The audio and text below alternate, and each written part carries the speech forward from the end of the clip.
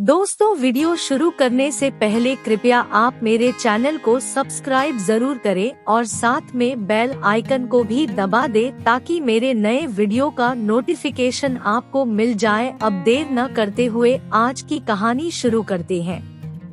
एक बार गुरु नानक देव जी लोगों का उद्धार करते करते कामरूप के इलाके में पहुंच गए, जो आजकल आसाम में है।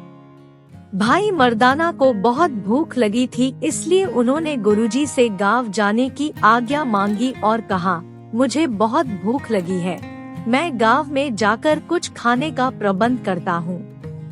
गुरु नानक देव जी ने मर्दाना जी को गांव जाने से मना भी किया और कहा, इस गांव में बहुत खतरा है, क्योंकि यहाँ औरतों का राज है और वो जादूगरनियाँ है। गांव की औरतें आदमियों के ऊपर जादू करके अपने वश में कर लेती है।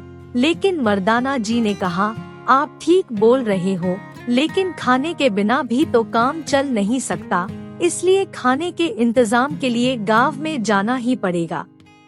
आप चिंता ना करें, मैं सावधान रहूंगा।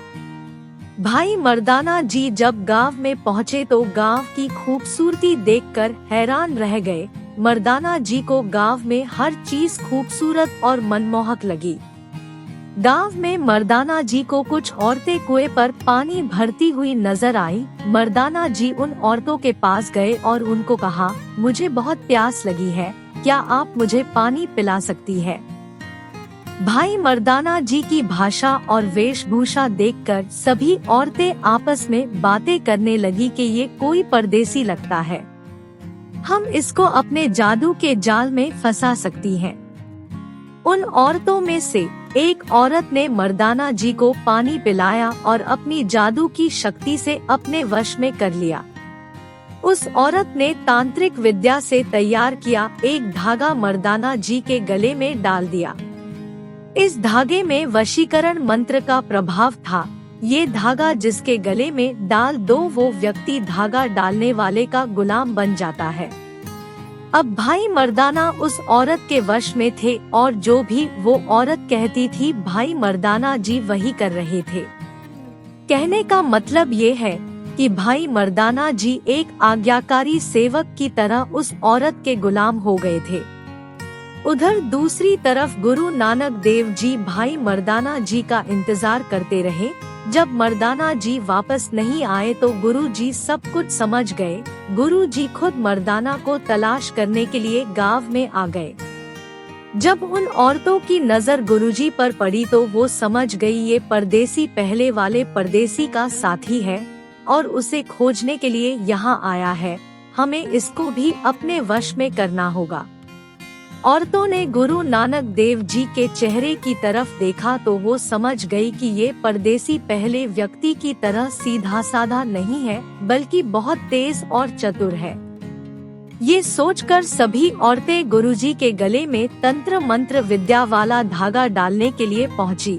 इस धागे में उन्होंने अपनी सभी तरह की तंत्र शक्तियों का उपयोग किया, लेकिन गुरुजी के ऊपर सभी तंत्र मंत्र असफल हो गए।